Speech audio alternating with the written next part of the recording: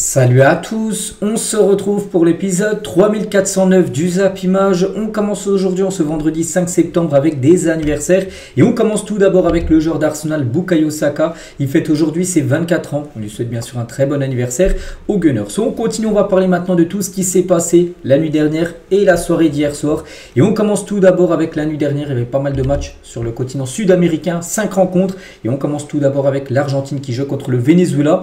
Et l'Argentine sans souci s'est imposé 3-0. À noter que l'Argentine a déjà son ticket pour jouer la future Coupe du Monde. Voilà, c'est un match pour du beurre.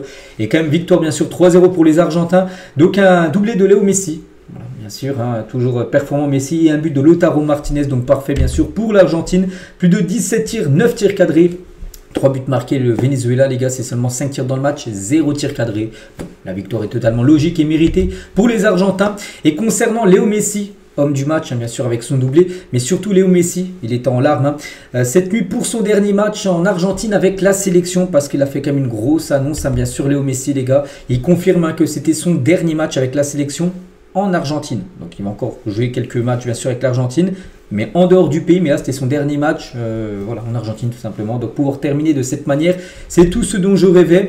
Donc il parle de la Coupe du Monde aussi 2026, il a dit, comme je l'ai dit avant à propos de la Coupe du Monde, je ne pense pas que j'en jouerai une autre. Voilà, donc déjà celle-là, l'année prochaine, ça sera certainement sa dernière, parce qu'il n'y aura pas la prochaine après qui se jouera. Souvenez-vous, au Maroc, au Portugal, en Espagne, celle de 2030, il ne sera pas là, Léo Messi. Il l'a confirmé la nuit dernière. En raison de mon âge, c'est la chose la plus logique, mais nous y sommes presque. Je suis donc excité et motivé par rapport à la prochaine, dans quelques mois. Je vais jour après jour, match après match, je terminerai la saison, puis je ferai la pré-saison et il restera 6 mois. On verra. Voilà, on verra s'il restera encore longtemps dans le football ou pas. Mais voilà, cette Coupe du Monde, peut-être l'année prochaine, ça pourrait peut-être être son dernier tournoi. Et on ne sait pas, il pourrait peut-être prendre sa retraite même après cette Coupe du Monde. Dans un an, Léo Messi, imaginez si l'Argentine a remporté de nouveau la Coupe du Monde. Il pourrait peut-être dire voilà, j'arrête. Il pourrait arrêter sur une Coupe du Monde de nouveau remportée. On verra. Mais voilà, ces derniers mois, c'est pour ça qu'il faut en profiter de Léo Messi. Et finir par un doublé pour la carrière, pour sa dernière avec sa sélection dans son pays. 114 buts en sélection, Léo Messi. On en remarquera encore quelques-uns. Mais en dehors de l'Argentine, le jour qu'on le redoute, tout s'approche bien sûr pour Lionel Messi. Donc le jour qu'on redoute, c'est la retraite de Léo Messi. Bon, ce mondial 2026, voilà, donc on attend de voir, les gars, ça sera quoi la décision bien sûr de Léo Messi. Bien sûr, il était très ému hier. Bon, il y avait ses fils qui étaient présents, mais comme j'ai dit, il a fini en larmes avant et même après le match, bien sûr, parce qu'il y avait pas mal de bordeaux là. Merci pour tout, mon capitaine. Donc voilà, le message des supporters argentins, Léo Messi, à l'occasion de son possible, dernier match en Argentine, parce qu'il l'a confirmé hier, Léo Messi. Et toujours sur cette rencontre, donc Lautaro Martinez a également marqué, Messi doublé, Lautaro a marqué, et avec 33 buts, Lautaro Martinez a dépassé un certain Maradona, 32 buts dans le classement des meilleurs buteurs de l'histoire de l'Argentine. Bon, il fait mieux Lautaro Martinez que Maradona. On continue avec d'autres sélections, un autre 3-0, donc là c'était pour le Brésil contre le Chili, victoire 3-0 bien sûr des Brésiliens, Estevao buteur, Paqueta et Bruno Guimaraes, voilà que des joueurs qui jouent du côté de la première ligue. Donc félicitations bien sûr au Brésil, il n'y avait pas Neymar, il n'y avait pas Vini, il n'y avait pas Rodrigo, même sans tous leurs managers, ils ont quand même réussi à s'imposer tranquillement. 22 tirs, 7 tirs cadrés, 3 buts, le Chili 0 tir cadré dans le match, un peu on prend les mêmes stats que lors du match Argentine-Venezuela qu'on a parlé juste avant. Et Estevao marque son premier but avec le Brésil. Et en plus, un retour acrobatique, un magnifique but. Donc le 8 août dernier, il y a à peu près un mois, les gars. Premier but avec Chelsea, mais un mois après. Voilà, premier but avec les couleurs brésiliennes. Voilà, ce joueur, les gars, considéré comme le nouveau Neymar. Quand Neymar, bien sûr, il était tout jeune. Il a 18 ans, voilà, c'est un sacré crack bien sûr, ce Estevao. Et concernant Neymar, donc il n'était pas présent parce que voilà, Neymar de nouveau blessé. Il supporte la Seleção à distance, bien sûr, il était chez lui, mais il a pu regarder bien sûr le match à la télé. La Colombie s'est imposée également sur un 3-0, il y a pas mal de 3-0 hier, la nuit dernière sur le continent sud-américain, donc victoire 3-0 des Colombiens contre la Bolivie, avec un but de Rodriguez, un but de Cordoba et un but de Quintero, donc parfait bien sûr pour les Colombiens, donc 12 tirs, 8 tirs cadrés, 3 buts marqués. Et concernant Luis Diaz, la célébration entre Luis Diaz et James Rodriguez, parce que James Rodriguez c'est le capitaine, c'est une légende du côté de la Colombie. Il était buteur à la 31e minute de jeu, ils ont fait cette célébration là. En gros, Luis Diaz en train de mettre la couronne de roi sur James bien sûr. Rodriguez a noté que la Colombie s'est fait avec cette victoire, mais ils sont qualifiés pour la future Coupe du Monde. Après la non-qualification en 2022, ils n'étaient pas là. Lors de la dernière Coupe du Monde, les Colombiens valident cette fois-ci leur ticket bien sûr pour la Coupe du Monde l'année prochaine. L'Uruguay 3-0, encore un 3-0 donc contre le le Pérou, donc Aguirre de Arrascatea et un but de Vinas. Voilà, donc 3 buteurs différents du côté de l'Uruguay, donc 24 tirs, 7 tirs cadrés et 3 buts ont été marqués. Eux aussi, les gars, ils obtiennent leur ticket pour jouer la prochaine Coupe du Monde. Donc la Céleste enchaîne une 5e qualification mondiale et c'est un record, c'est historique pour eux. Jamais ils ont enchaîné 5 Coupes du Monde d'affilée, enfin en participation depuis 2010, ils sont là. 2010, 2014, 2018, 2022 et 2026, ils seront là de nouveau. Les Uruguayens avec leur ticket. Et concernant le Pérou qui s'est incliné 3-0, donc c'est fini les gars, le Pérou n'ira pas à la Coupe du Monde. Ils sont éliminés avant bien sûr la dernière rencontre. Hein. Et le Paraguay, dernier match, un Paraguay-Équateur, donc pas de but. Là cette fois-ci 0-0 entre ces deux équipes. Hein. Par exemple Pacho, le défenseur du PSG, a joué bien sûr côté équatorien. Donc bon match pour lui vu que son équipe n'a pas pris 2 buts. Et du coup le Paraguay est qualifié pour la Coupe du Monde. La dernière participation des Paraguayens en Coupe du Monde remonte à 2010. Hein. Ça faisait plus de 15 ans qu'ils n'avaient pas joué une Coupe du Monde. Ils la joueront l'année prochaine. Du coup, les résultats, comme j'ai dit, hein, il y a eu 4 matchs sur les 5. Il y en a eu 4 où ça s'est fini à 3-0 et un match où il y a eu 0-0. Voilà, concernant les matchs de cette 17e et avant-dernière journée du continent sud-américain. Il ne reste plus qu'une journée, mais bon. Voilà, c'est déjà quasiment tout fait les gars. Voilà, on peut voir que les 6 premiers c'est déjà fait. Hein, donc l'Argentine, le Brésil, l'Uruguay, l'Équateur, la Colombie, le Paraguay avec 25 points. Voilà, donc ça c'est fait. Il y a seulement le Venezuela et la Bolivie, parce que le Chili, voilà, 10 points de Chili, hein, dernier, hein, c'est une catastrophe. Hein, une équipe quand même qui a gagné deux fois la Copa América dans les années 2015, hein, donc 10e éliminé. Le Pérou éliminé, puis là il y a 17 points pour la Bolivie, 18 points pour le Venezuela. Il y a seulement ce match-là pour le suspense, parce que la 7e place est une place de barrage. Hein. Donc sinon, voilà, on connaît déjà les 6 équipes qualifiées, bien sûr, pour la future Coupe du Monde. Hein. Et du coup, on connaît maintenant, vu qu'on a pu rajouter par exemple le Paraguay, la Colombie, l'Uruguay hier, hein, enfin la nuit dernière. Donc du coup, maintenant on connaît 16 pays sur 48, donc un tiers des pays, ça ils sont connus, voilà, pour jouer à cette future Coupe du Monde. Donc, voilà, toutes les équipes, le Mexique est là, bien sûr c'est un pays organisateur, l'Iran, le Japon, l'Ouzbékistan, l'Argentine, le Brésil, la Nouvelle-Zélande, voilà, concernant cette Coupe du Monde, ça se remplit petit à petit. On continue les gars, on change de continent, on va sur le continent africain. Il y avait également pas mal de matchs hein, pour se qualifier bien sûr pour la future Coupe du Monde. On commence tout d'abord avec l'Algérie qui joue contre le Botswana et victoire des Algériens 3-1, donc parfait pour eux. Donc un doublé de Bounedja et un but de Amoura, voilà, parfait bien sûr pour l'Algérie, une victoire bien sûr importante. Donc Mohamed Amoura a été buteur et passeur D hein, lors de cette rencontre. Voici les statistiques. Ça passe également pour le Cameroun contre l'Estonie, donc une victoire 3-0 des Camerounais, donc parfait. Voilà pour cette sélection bien sûr, hein, l'équipe qui a plutôt dominé bien sûr son sujet. Le Mali aussi s'est imposé tranquillement 3-0 contre les Comores. On peut voir les buteurs un côté malien, donc là aussi les statistiques bien sûr de la partie. Pareil, hein, il y a eu pas mal de 3-0, hein, c'est vrai qu'il y a eu pas mal de résultats 3-0 avec le continent sud-américain aussi en Afrique, hein, comme la Tunisie qui s'est imposée 3-0 contre le Libéria. C'était bien sûr hier soir. Donc voilà, la Tunisie est à un pas de la Coupe du Monde 2026, très bien parti, n'oubliez pas. Les Tunisiens, et à noter que la Tunisie, hein, comme j'ai dit, hein, ils ont joué 7 matchs, ils ont gagné 6 à nul. Voilà, donc 12 buts marqués, 0 but concédé. Ils n'ont pas pris le moindre but en 7 matchs, la Tunisie, lors de ces éliminatoires de la Coupe du Monde. Il y a de fortes chances hein, qu'ils soient à la Coupe du Monde l'année prochaine. 2-0 pour eux. Madagascar contre Centrafrique, on peut voir les 2 buteurs de la rencontre. 2-0 également pour le Cap-Vert contre l'île Maurice hein, la nuit dernière. Une victoire également de la Libye, de Aliou Cissé, tiens, ancien sélectionneur du Sénégal. Aliou Cissé, maintenant il est sélectionneur de la Libye. Donc ils jouent contre l'Angola et ils ont gagné 1-0. La Libye, donc parfait pour eux. Et le match nul hein, du Ghana qui a été accroché en toute fin de match. Jordan Ayew a marqué à la 17e.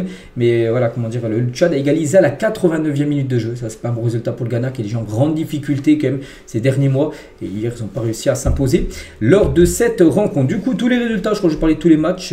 Oui, je parlais déjà de ces 5-là. Et il y a aussi ceux-là. Donc, Guinée-Bissau, un partout contre Sierra Leone. Et aussi la Guinée équatoriale qui s'est imposée 3-2 lors de cette rencontre hier. Donc là, c'était tous les matchs d'hier. Aujourd'hui, bien sûr, en Afrique, il y a encore beaucoup de matchs, les gars. Ce gros programme-là.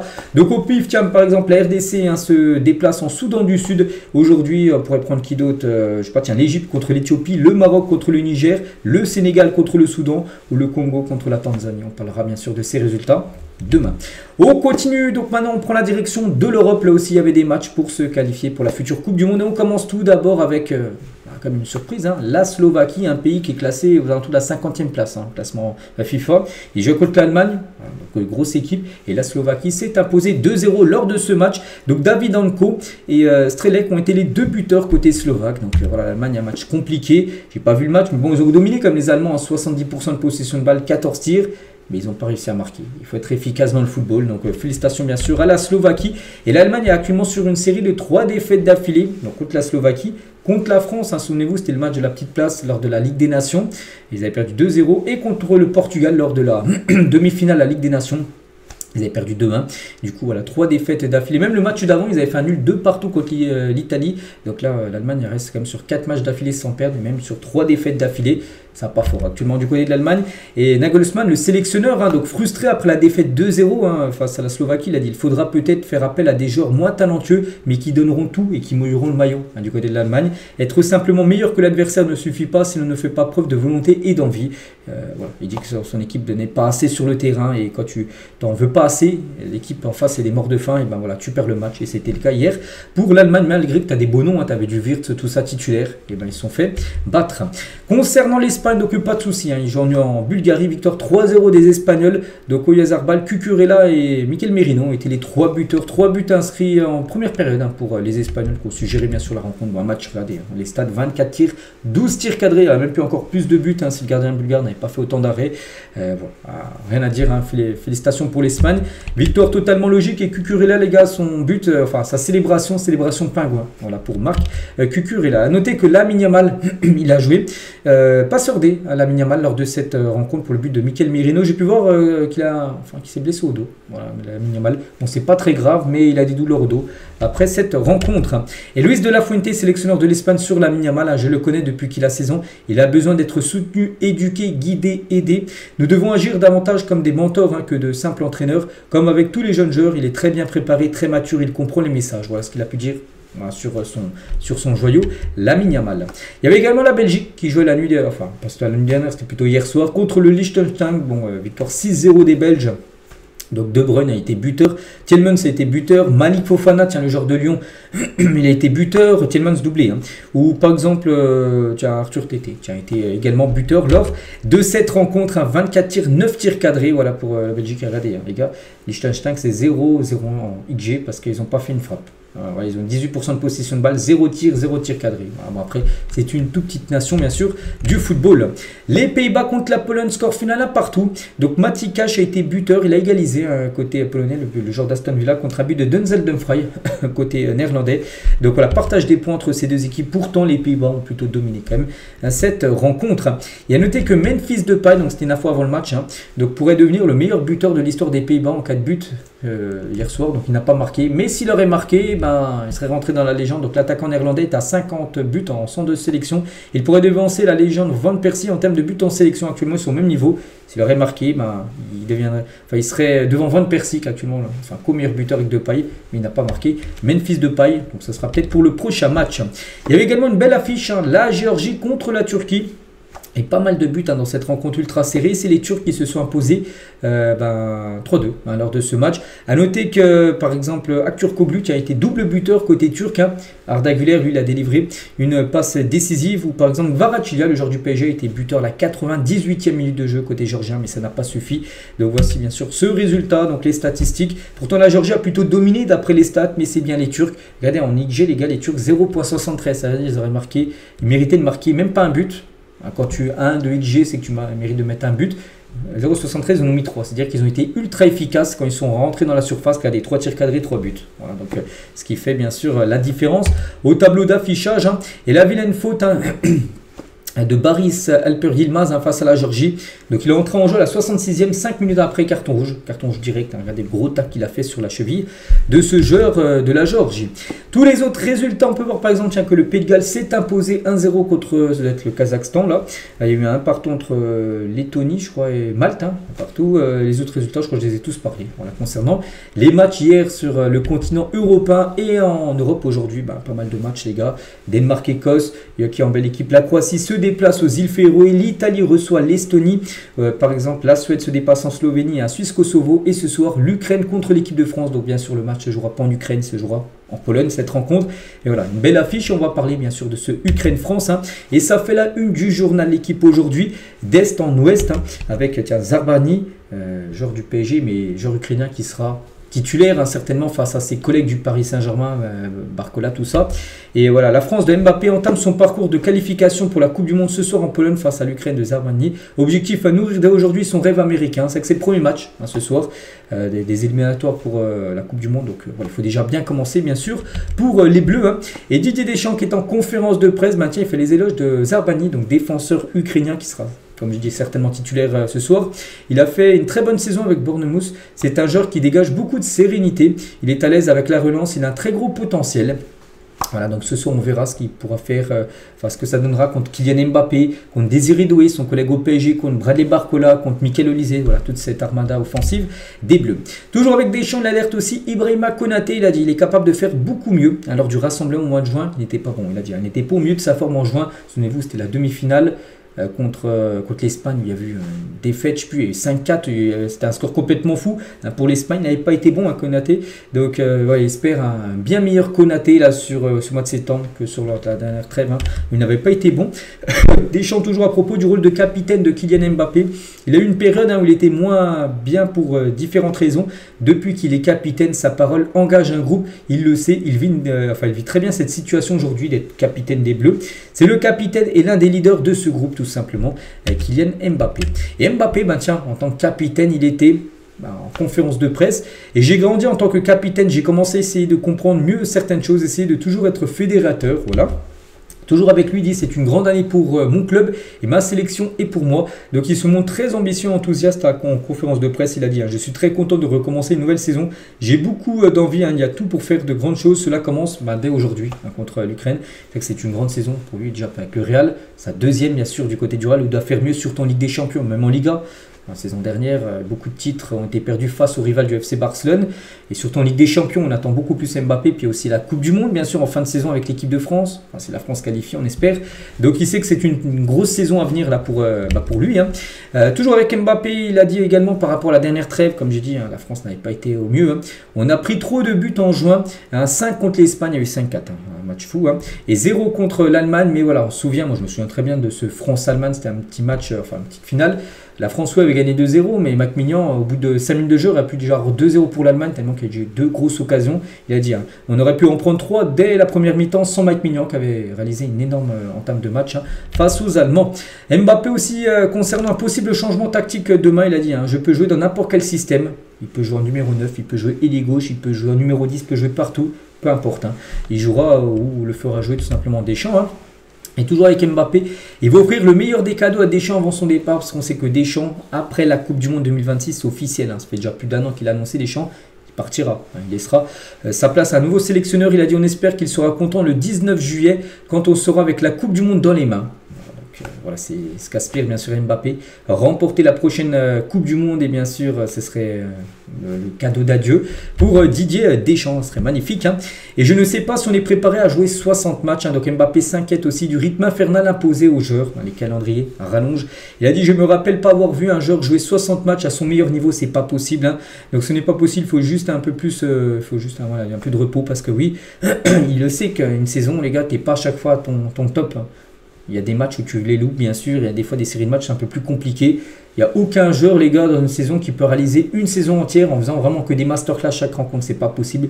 Il y a toujours des matchs sans. Et il le sait, bien sûr. Et Kylian Mbappé. Et toujours avec lui, il a interpellé aussi la FFF à propos d'un amical France contre l'Argentine. En gros, la France voulait faire un amical contre l'Argentine. La FFF avait étudié la possibilité d'une revanche lucrative. Hein. Voilà, parce que ça aurait pu rapporter beaucoup d'argent pour l'organisateur de ce match France-Argentine. Donc ça aurait été après la Coupe du Monde 2024. Donc bref, le capitaine des Bleus avait mis en garde contre les risques d'un tel déplacement de plus de 10 heures en mars 2024 en gros. Voilà, c'était prévu en mars l'année dernière, mars 2024, mais il fallait aller jouer en Argentine. Et en gros, Mbappé n'était pas chaud. La FFF avait donc finalement renoncé à ce projet. Il voulait bien sûr faire ce match-là, la FFF. Ça aurait engrangé beaucoup d'argent pour la Fédération Française de Football. Mais Mbappé, en gros, capitaine, il a son mot à dire. Il a dit qu'en gros, c'était pas une bonne chose. En gros, voilà, de faire un match amical contre l'Argentine et en plus là-bas en Argentine. On continue toujours sur le match de ce soir. À noter que Dembélé participe à l'entraînement collectif de l'équipe de France. C'était hier. Donc, la veille du match Ukraine-France, du PSG a retrouvé le groupe lors de la séance des Bleus. Mais il ne devrait pas commencer. Enfin, je ne sais même pas s'il jouera ce soir, mais en tout cas, sûr, il ne sera pas titulaire. Après, S'il est apte à jouer, il jouera peut-être la fin de match, Ousmane. Et Désiré Doué, lui, devrait débuter contre l'Ukraine ce soir. Donc Deschamps devrait préférer Désiré Doué plutôt à Magnessa Cluj pour lancer les qualifications à la Coupe du Monde.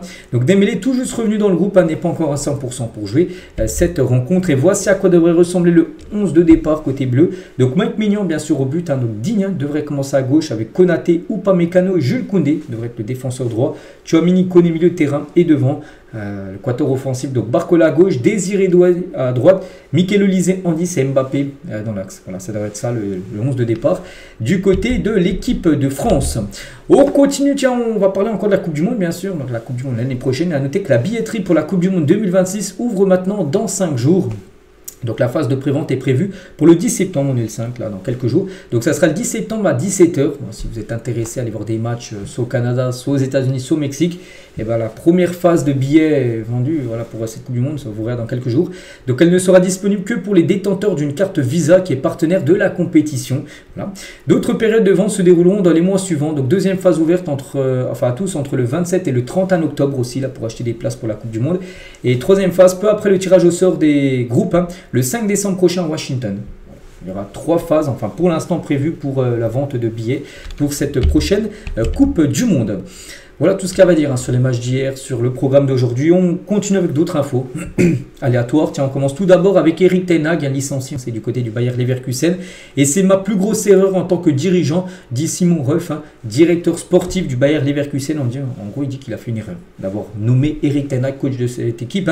Le pire entraîneur des 20 dernières années au club, selon les employés de longue date du club. Il y a des employés qui sont là, qui travaillent au Leverkusen depuis 20 ans. Ils disent que c'est le pire entraîneur que Leverkusen a eu depuis 20 ans. Voilà, c'est quand même dur pour Erik ten Hag. Donc Bild, un journal sportif allemand, explique les dessous du licenciement d'Erik ten Hag après seulement 2 matchs de championnat. Donc ses relations au club étaient toutes tendues. Il ne parvenait à établir de lien avec personne. Ni avec les joueurs, ça se passait pas super bien, ni avec avec les gens qui sont là depuis longtemps au club. Il n'y avait pas de relation. Donc, déjà, ça, c'est un mauvais point. Donc, les joueurs ne savaient pas quoi faire collectivement et le vestiaire se demandait pourquoi les pompes semblaient avoir autant d'importance que la course et les passes à l'entraînement. Voilà. Très vite, le coach a quitté le cercle intime du club. Voilà. Les joueurs n'étaient plus du tout dans le même même navire que Erik ten Hag. Je sentais qu'il y avait un fossé entre les deux clans, donc les joueurs et le coach. Donc ça, c'est pas du tout bon. Surtout pour une équipe comme le Bayer Leverkusen. Et avant la signature de Lucas Vazquez, le club a demandé à Xabi Alonso son avis sur l'arrivée de l'Espagnol. Erik ten Hag n'a été sollicité qu'après la venue validée du joueur. Ils n'ont même pas demandé, en gros, s'il le voulait ou pas. Ils ont plutôt demandé à leur ancien coach, à Xabi Alonso, qui avait été formidable il y a 2 ans, saison invaincue. Il a demandé voilà, ce qu'il pensait de Vazquez, s'il pourrait faire du bien à Leverkusen. Donc, ils comptaient même plus sur lui, parce qu'ils ne lui ont même pas demandé. Ils l'ont fait venir, puis ten Hag a dit tiens, un nouveau joueur. Bon, bref, en 2 mois, il aura touché quand même 6 millions d'euros, avec les indemnités de licenciement, soit quand même 100 000 euros par jour. On ne va pas le plaindre, bien sûr. Erik ten Hag, mais actuellement libre, comme l'air le coach est néerlandais. On continue avec Ethan Mbappé, donc petit frère, bien sûr, de Kylian, n'est pas inscrit dans la liste de Lille pour la Ligue Europa. Il avait été opéré en mai dernier après une blessure aux ischio-jambiers, donc derrière la cuisse, mais n'a plus joué de match officiel depuis, du coup, pour les matchs de Ligue Europa, voilà, pour les matchs de poule. Il ne pourra pas jouer, il n'a pas été inscrit. Après, n'oubliez pas que chaque équipe qui joue la Coupe d'Europe et qui est qualifiée pour les matchs élimination directe, il y a une deuxième liste qui sera inscrite de joueurs à partir de fin janvier, février 2026. On continue avec Neymar. Et si le PSG est ce qu'il est aujourd'hui, c'est grâce à Neymar. C'est ce que déclara Alexandre Matos, le directeur général de Santos. Il a dit le PSG n'est devenu viral que quand Neymar est arrivé. Et s'il gagne aujourd'hui, c'est parce que Neymar y est allé et a construit son héritage grâce à l'envergure de cet athlète. Bon, c'est vrai que Neymar, les gars, ça a été un grand nom, mais je pense vraiment le joueur, pour moi, qui a vraiment fait changer le PSG de dimension, il arrive avant Neymar, pour moi, ça reste Zlatan Ibrahimovic. Voilà, je pense à partir de ce genre-là, c'est ce genre-là, les gars, qui a fait ramener après des grandes stars du côté du PSG. Ça a été pour moi la plus grande star à l'époque qui est arrivée du côté de Paris. Donc voilà, sous l'air QSI, parce que sinon on peut prendre Ronaldinho bien sûr, voilà, encore bien d'années avant. Mais voilà, ce qu'il dit en gros, c'est grâce à Neymar en gros que le PSG est devenu ce qu'il est actuellement. Même s'il n'était pas là dans l'équipe qui a gagné la Ligue des Champions, c'est un peu grâce à Neymar en gros que le PSG a gagné cette Champions League. Enfin, c'est ce que déclare Alexandre Matos, directeur de Santos. Et tiens, toujours avec Neymar les gars, un ancien milliardaire a tout laissé à Neymar. Bon, ça c'est fou. Donc selon un média brésilien, un ex-milliardaire décédé en 2023 a choisi de transmettre l'intégralité de ses biens à Neymar. Il affirme avoir toujours une profonde admiration pour le joueur brésilien. J'aime Neymar, je m'identifie beaucoup à lui, je suis très affecté par ses nombreux pépins physiques et les critiques qu'il reçoit. L'homme d'affaires possédait des maisons, des investissements et des parts dans plusieurs boîtes. Mais même avec tout ça, sa fortune resterait bien loin de celle de Neymar qui pèse plus d'1 milliard de dollars bien sûr. Donc l'entourage de Neymar affirme n'avoir jamais reçu de documents officiels prouvant l'existence du testament. Mais voilà, d'après ce qui se dit, d'après RMC et même d'après des médias brésiliens, en gros, quelqu'un qui est décédé, il n'aurait rien donné à sa famille, mais plutôt il aurait tout légué à Neymar. Bon, Neymar, il a déjà beaucoup d'argent. Mais il aurait donné aussi, il aurait légué toutes ses maisons, tout ça à Neymar parce qu'il l'admirait énormément. Voilà. Neymar, il n'est pas à plein de niveau argent. On continue avec le Dynamo Zagreb, est en discussion avancée pour signer Ismaël Bennacer. On apprend ça d'après Fabrizio Romano. On se dit oui, le mercato est fini, mais ce transfert pourrait se faire. Je ne sais pas par quel moyen, parce que je ne sais pas si c'est encore ouvert, le mercato Zagreb en Croatie, peut-être, parce que si Fabrizio Romano le confirme, là, il y a quelques heures, c'est que ça devrait se faire. C'est dommage, il aurait pu rester à Marseille, surtout avec les départs quand même, par exemple de Rabiot. Non, il devrait aller du côté de Zagreb et à Bennacer. Regardez en fin de saison, donc le 30 juin, maintenant le 30 juin 2026, c'est la fin de la saison là, qui arrive. Beaucoup de joueurs en fin de contrat. Regardez tous ces joueurs, les gars, ils sont en fin de contrat de moins d'1 an maintenant. Bon, je ne vais pas tous les citer, mais par exemple Konaté, les gars, joueur qui pourrait aller au Real peut-être gratuitement parce qu'il est en fin de contrat dans moins d'1 an. Ou Upamecano, Mike Maignan, il y a du Courtois, il y a du Lewandowski qui devrait certainement partir. Il y a du Asensio, il y a du Carvajal, il y a du Adama Traoré, il y a du Neuer. Voilà, il y a vraiment pas mal de joueurs. Marguerite, qui a failli aller à Liverpool, mais ça c'est pas fait. Et ben en tout cas, dans moins d'1 an, il est gratuit. Il y a du Bernardo Silva, il y a du Ruben Neves, il y a du Kanté, il y a du Bissouma. Voilà, il y a pas mal d'eux. Il y a beaucoup de joueurs même qui sont en fin de contrat, bien sûr. Karim Benzema également rentre dans sa dernière année de contrat du côté d'Al Ittihad. On continue avec Tottenham et c'est officiel. Tottenham annonce le départ de Daniel Levy. C'est le président du club. Il était à la tête depuis plus de 25 ans. Il est resté longtemps et voilà, c'est officiel. Et ben, il arrête. Voilà, il arrête. Un nouveau président va être nommé du côté de l'équipe de Tottenham. Le Stade Rennais a fait partir quand même 26 joueurs cet été. C'est énorme. Je ne vais pas tous les citer, mais regardez tous les joueurs qui sont partis. Donc le plus cher, ça a été Arnaud Calumendo qui a été vendu 30 millions d'euros. Bon, il y a eu pas mal aussi de joueurs qui sont partis libres. Il y a aussi pas mal de prêts. Et peut-être à 27e pourrait partir. C'est Christopher Roux qu'on avait parlé hier. Peut-être direction le Spartak Moscou pour lui. Mais en tout cas, déjà ce qui est sûr, c'est qu'il y a 26 joueurs de Rennes qui ont quitté le Stade Rennais sur ce mercato 2025. On va parler de l'équipe de Montpellier. Et c'est officiel, le projet de nouveau stade à Montpellier est abandonné. Pourtant, je me souviens, je fais des vidéos, tiens, bientôt, ça va faire plus de 7 ou 8 ans. Je crois que j'en reparlerai. Je crois que ça va être aux alentours du 21 septembre à peu près, donc là d'ici 3 semaines les gars, que j'ai commencé mon premier Zedi. Je me souviens que j'avais parlé que Montpellier avait pour projet tout simplement de construire un nouveau stade et du coup non, c'est fini les gars, le projet tombe à l'eau. Le club reste du coup au stade de la Mosson, le stade actuel, mais la ville de Montpellier va investir comme 70 millions d'euros pour consolider le stade qui se situe en zone inondable. Voilà, c'est dommage parce que 70 millions d'euros, je pense que tu peux construire un nouveau stade. Enfin, je ne sais pas combien ça coûte, mais je pense que c'est quand même une belle enveloppe pour construire un nouveau stade. Non, ils vont plutôt du coup refaire des travaux dans ce stade de la Mosson. Officiel, la Côte d'Ivoire affrontera l'Allemagne à Stuttgart le 30 mars 2026. Voilà, c'est un match amical programmé. Donc là, en plus, à quelques semaines avant le début de la Coupe du Monde. Les deux équipes y seront ou peut-être pas, on ne sait pas. L'Allemagne a quand même mal commencé hier avec la défaite en Slovaquie. Mais en tout cas, voilà, ce match amical a été organisé. Donnarumma, tiens, nouveau joueur de Manchester City. Il dit Manchester City est le meilleur club du monde. Voilà, il a dit ça là très récemment. Donnarumma qui ne s'est toujours pas entraîné à City parce qu'actuellement il est avec l'Italie.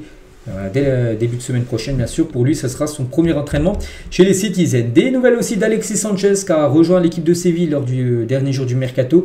Et ça sera numéro 10 pour Alexis Sanchez qui a quitté Udinese, l'Italie, pour débarquer du côté de l'Espagne. Désolé. Officiel, Jean-Michel Aulas a annoncé sa candidature pour devenir maire de Lyon. Voilà, donc légende à Lyon, surtout à l'Olympique Lyonnais. Il a longtemps été président. Et il pourrait, quelqu'un de très connu, bien sûr, dans la ville de Lyon. Donc maintenant, il aimerait être maire de Lyon.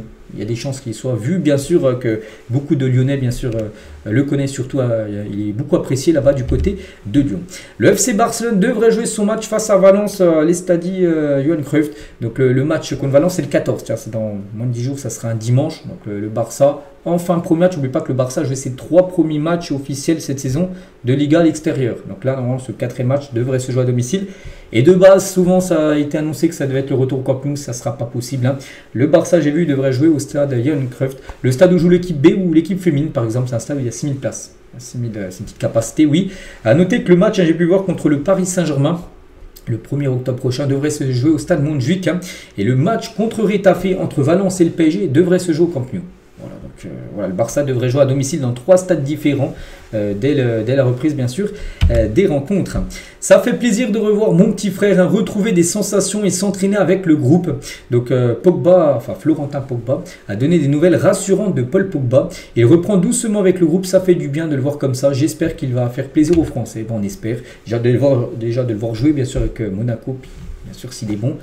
Pogba, lui, son objectif, bien sûr, c'est de faire une belle saison et d'être dans le groupe de l'équipe de France pour jouer la Coupe du Monde l'année prochaine. Tiens, des nouvelles d'Eric Lamela, ancien joueur par exemple de Tottenham. Tiens, des nouvelles, vous étiez peut-être passé à côté, mais Eric Lamela a pris sa retraite et fait partie aujourd'hui du staff de Mathias Almeida à Séville. À 33 ans, il va coacher un joueur comme Alexis Sanchez, 36 ans. Donc lui, il a 33 ans, Lamela, mais il va coacher par exemple Sanchez, qu'on parlait juste avant, qui a 36 ans. Donc voilà, maintenant, il rentre dans le staff. Il est en train de certainement passer ses diplômes d'entraîneur, le joueur argentin, qui pour remporter le prix du joueur du mois du côté de la première ligue. Hier, je vais montrer les joueurs qui pouvaient le remporter. Mais regardez les statistiques de chaque joueur. Je ne vais pas tous les citer. Mais par exemple, moi, j'ai donné mon favori Grilic. Et c'est vrai, Grilic a 3 matchs, 4 passes D pour Grilic. Meilleur passeur du championnat. Bon, João Pedro, c'est aussi très lourd. 3 matchs de championnat, 2 buts, 2 passes D. Alonda, c'est 3 matchs, c'est 3 buts. Semenyo, c'est 3 matchs et 2 buts, 1 passe D. Voilà, qui pour remporter le prix du joueur du mois. Et bon, on verra ça, ça sera là désigné très prochainement. Donc voilà, on finit avec ça aujourd'hui. J'espère que ça vous a plu. Donc nous, on se retrouve bien sûr demain samedi. Il y aura pas mal de choses à dire. Allez, je vous souhaite une bonne journée et à demain.